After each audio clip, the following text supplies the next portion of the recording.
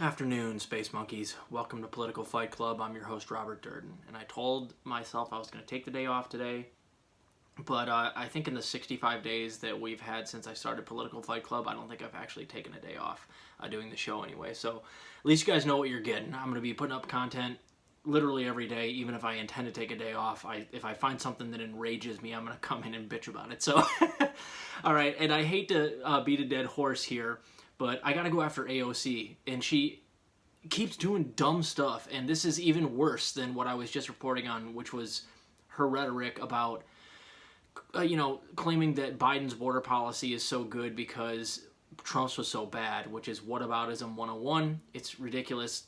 Joe Biden has a D- border policy, and Trump had an F. So therefore, AOC isn't going to attack Joe Biden's border policy because Trump's was just so bad. You see how that doesn't make any sense. So of course I had to shred her on that.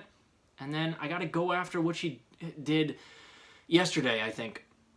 Okay, so I'm going to actually break this down into two different points.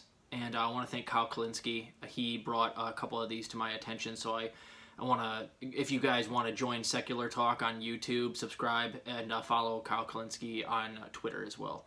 But as it turns out, Alexandria Ocasio-Cortez is one of the least effective legislators in the entire Congress. She's ranked, out of the Democrats, currently they're out of 240, she's ranked 230th. So that ain't good. Second point, AOC donated like $160,000 to upwards of 30 centrist Democrats that are running for certain primaries around the country. And so she donated something like $5,000 to each of them, more or less. And as far as I know, none of those centrist Democrats are running against a progressive challenger. So it's not like she's, spending money against progressives.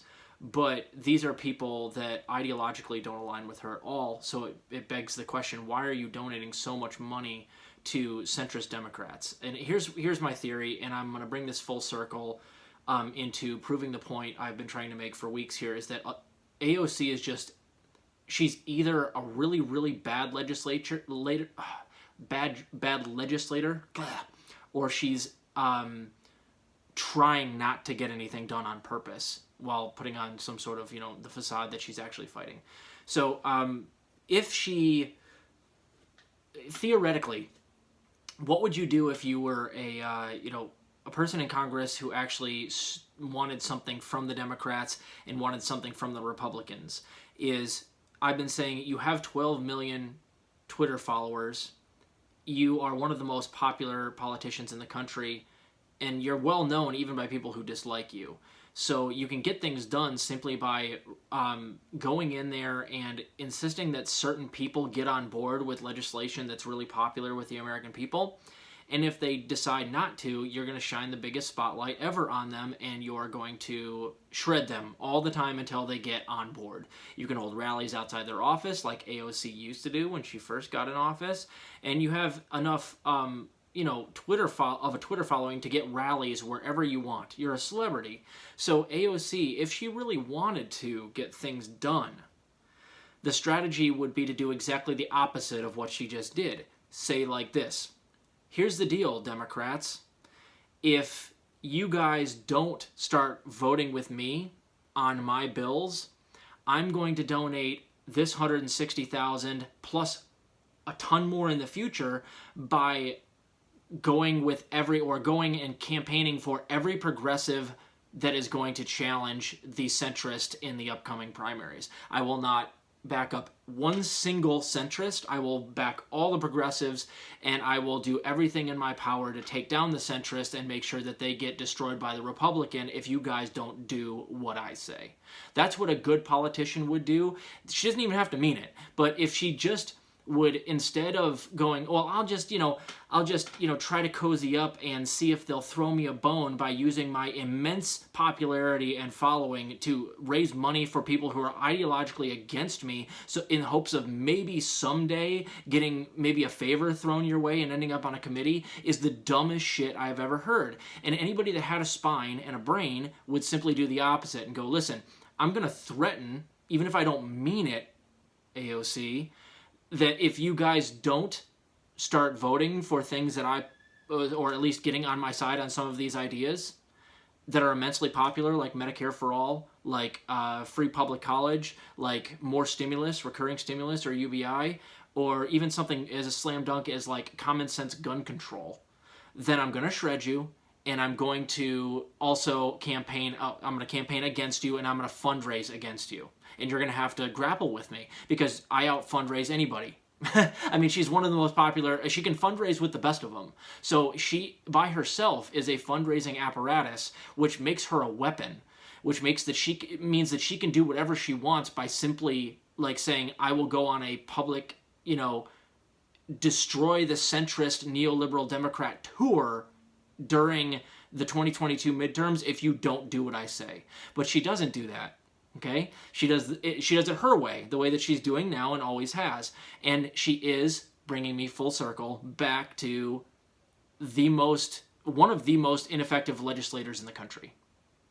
So she's going to keep doing it this way, and she's going to keep being ineffectual because they're still not going to vote for you because you're not forcing them to. If you do it my way, if you force their hand and threaten them, oh, they'll vote for you. They won't like you, but they'll vote for stuff that you agree with. But you're doing it the way that makes you a pet, so that they might like you because you're going along to get along, and they'll never give you a goddamn thing. These are sociopaths we're talking about here. They're not going to, just because you do them a favor here, they're not going to return the favor. So, and if you don't believe me, AOC, keep doing it your own way. You've been doing it this way for how long now, and you are absolutely ineffective. You are very good at gaining Twitter followers, though, and with the immense amount of power that you have in the hands of almost any other congressperson, we'd be getting a whole lot done, or they would be getting a whole lot done. So what that tells you is it's like, we've given the Iron Man suit to, like, Jubilee. Like we've given the Iron Man suit to some fucking coward. I don't want to say Jubilee from X-Men. Not a coward. Not the best analogy. But like we've given an immense amount of power and a wonderful weapon, by the way, which is fundraising, to somebody who is either too stupid to know how to use it, or methinks that she's actually actively trying not to get anything done. She wants to maintain the facade, that she's a progressive, but she doesn't want to be hated at work. She actually does care about climbing the ladder, making this a career, and she doesn't want to be uncomfortable at work with her new best friend, Nancy Pelosi, so she goes along to get along, and she ignores the people that got her elected in the first place, because she doesn't need them anymore. She has so many Twitter followers and so many people that are donating to her because she's they think she's a goddess, or because they want to marry her, that she doesn't have to worry about her constituents anymore. She can do whatever she wants, and she'll be defended by a lot of the people, if not half, 80% of the people that love AOC on Twitter and don't know what she's actually doing in Congress, but they'll defend her nonetheless, and she knows it. So she can keep doing what she wants and sell everybody out that she made promises to when she was campaigning, and it doesn't matter to her. She's going to have her job. She won't be usurped ever. If she wants the job, she will never be usurped. The question is, how far does she want to go up? And if she becomes a careerist, which it looks like she's going to, expect no more legislative progressivism from her. And I'll be interested to see her numbers. What will eventually happen is probably the numbers will go up, but her legislation will be shit. It'll be centrist, bogus crap, like, we're gonna, reform Cobra, or what did she do? She lifted restrictions, pay-go restrictions on Medicare for all back in December to deflect from actually not doing the floor vote. Did that get anything done? Did lifting pay-go do anything? You goddamn right it didn't. I said it 2.5 months ago, and she was claiming like they had fought so hard for this shit and it was going to cause Medicare to get, this much closer to coming to fruition. Bullshit. That's AOC for you.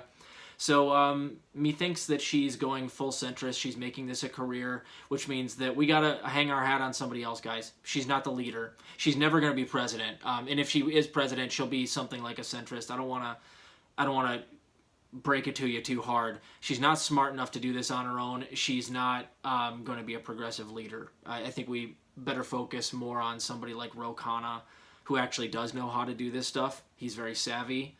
And who I do think actually believes in a lot of the stuff that he fights for. Now, he's not perfect, I'll give you that. But it's not AOC. guys, sorry, she's joining the dark side. So that doesn't mean you do that. That means you keep fighting the good fight, and we'll get another player to build our franchise around, if you will. So I'll see you guys later. Have a good one.